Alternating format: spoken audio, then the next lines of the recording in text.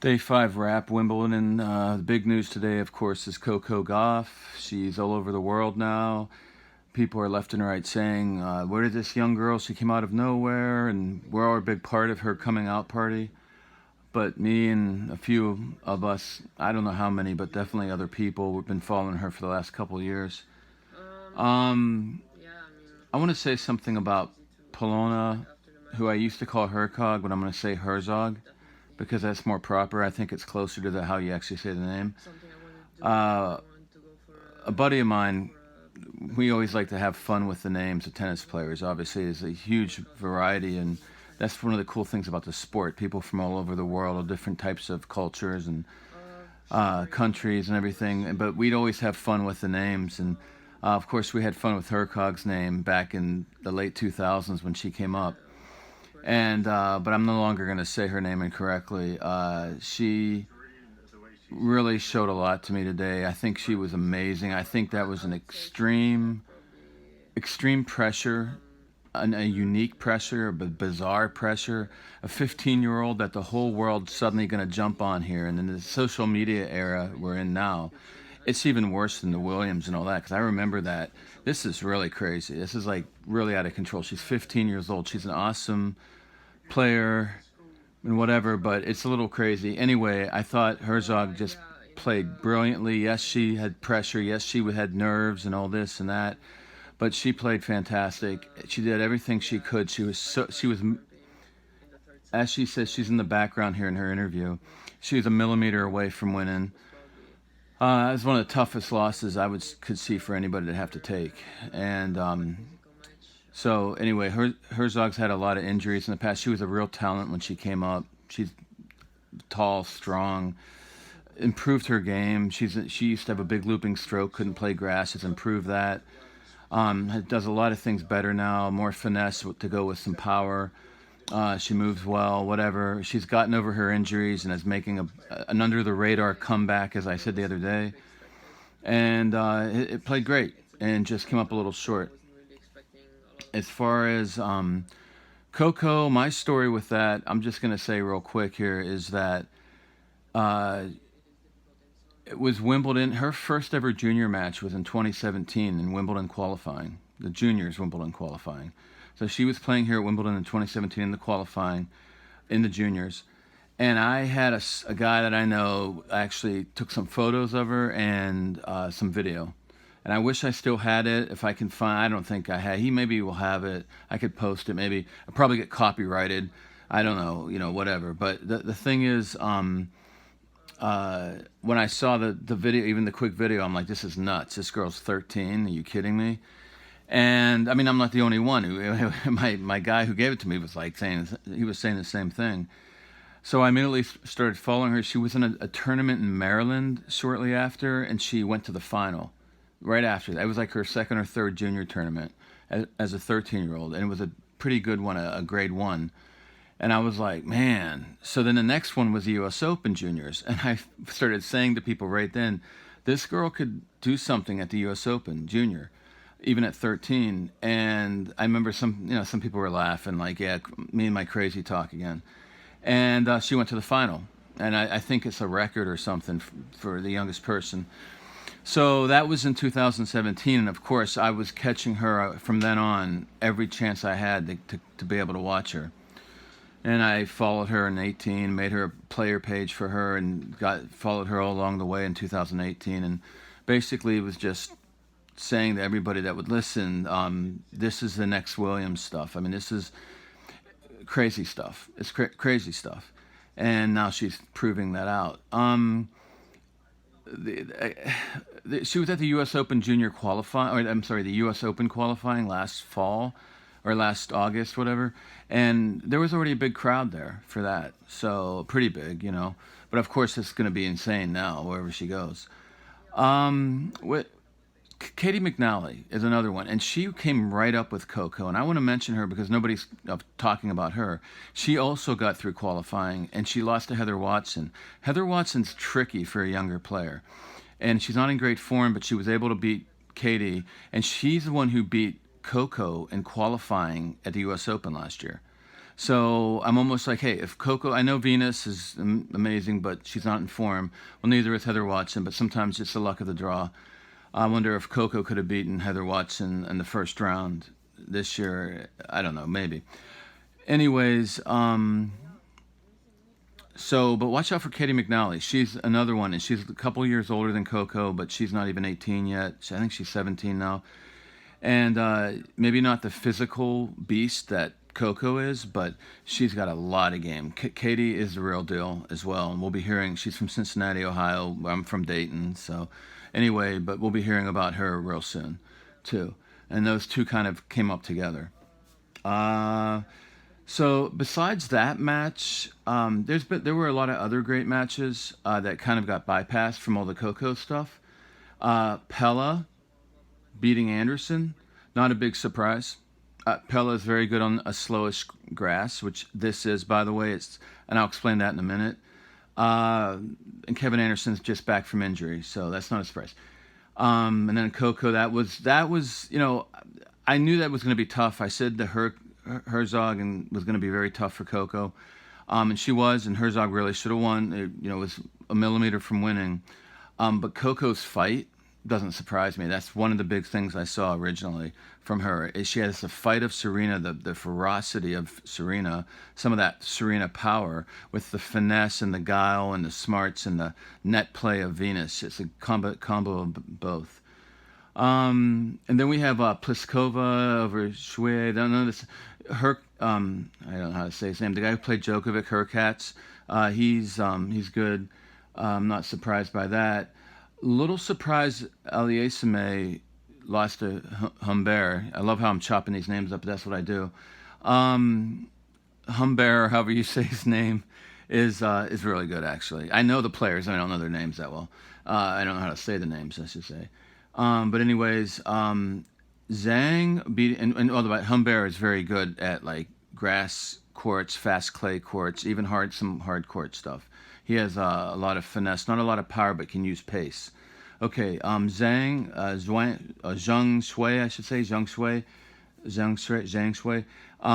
Not surprising she beat Wozniacki. She's aggressive. She has some power. She's good on grass. And honestly, Wozniacki, this rheumatoid arthritis thing is a real deal. It's tiring her out. She doesn't have the stamina she used to have. And in her interview, she looked like beat up. She looked tired. She looked beat up, and I think this thing's affecting her, and that's all I can say on that. I feel bad for her on that. Kachanov losing the Agut is no surprise. Kachanov's not in the best of form. He's had a little bit of time off, didn't play much grass. He's looking a little tired, beat up. Agut's very good at anything. And Gauff and Medvedev playing an incredible five-setter. No surprise there. Medvedev is really, really good and the real deal. He just has to stay healthy and fit. And Goffin is coming back from injury, and he's really getting his form back. So Goffin pulled that one out. Svitolina, Sakkari, a great three-setter. A lot of great matches today that went under the radar. But that's no surprise either. Sakkari keeps coming. She keeps coming. She is the real deal. But Svitolina knows how to win these matches. Muchova, how do you say this name? Muchova over Kontaveit. Muchova is an excellent player, on grass especially. I saw her in qualifying a lot last year on grass. I've seen her over the years. Clay's her thing, but she's really good at grass too. And it's not a big surprise that she's won and gone this far. Not a surprise to me anyway. Verdasco over Fabiano, Verdasco is Verdasco. I mean, body problems. He'll continue to have body issues now throughout the rest of his career. But when he gets it rolling and he loosens up, because he's stiff all the time, once he starts to get a roll and get the juices flowing, and I think get the adrenaline so he can't feel his soreness maybe. But anyways, he's good, and he's always been good. He's a very big talent. Raonic beating Opelka, no surprise there. Raonic isn't in great form right now. He's dealing with injuries again. But Opelka, big win over Wawrinka. And Opelka was a little flat coming into this Wimbledon, and he wasn't that great in the first round. So a big 5-set win over Wawrinka, so you had letdown fatigue here. 2-1 the last 2 sets, no surprise. Yastremska, very good grass court. 19-year-old, another youngster, good at grass court, not a surprise. And Paris actually, doing some things lately. He's going under the radar after I think we've all given up on him. Great talent, but a lot of other issues, but he's been doing really well, and not a really good win in a 4-set win, losing the first set, winning the next 3 over Vesely. And Vesely's good at grass, so that's a great win. And Mardik over Collins, another 3-setter. So just fantastic matches today that I don't think anybody saw because we were all concentrated on one person today, I think. Anyways, and also the big one that all those didn't surprise me really. I mean, the comeback by Gauff is pretty amazing, of course. But anyways, Halep over Azarenka, 3-1. When Azarenka had the lead 3-1 and only won one more game after that, that's incredible. I can't believe it. And Azarenka was not happy in her interview, understandably so. Made no excuses. I didn't see anything physically wrong.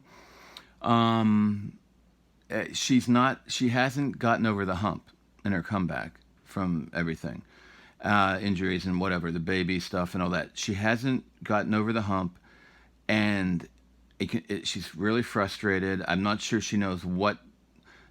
I think she's going to work it out, but it's something in her camp and it's a mental thing. It's a confidence thing.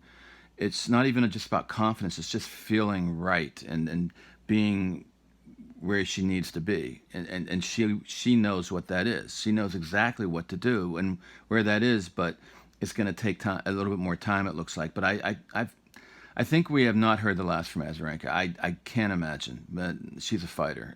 She's not going to go out like this. She's going to do something before it's all said and done, but it wasn't yet. I thought this was going to be a great match, and maybe Azarenka wins.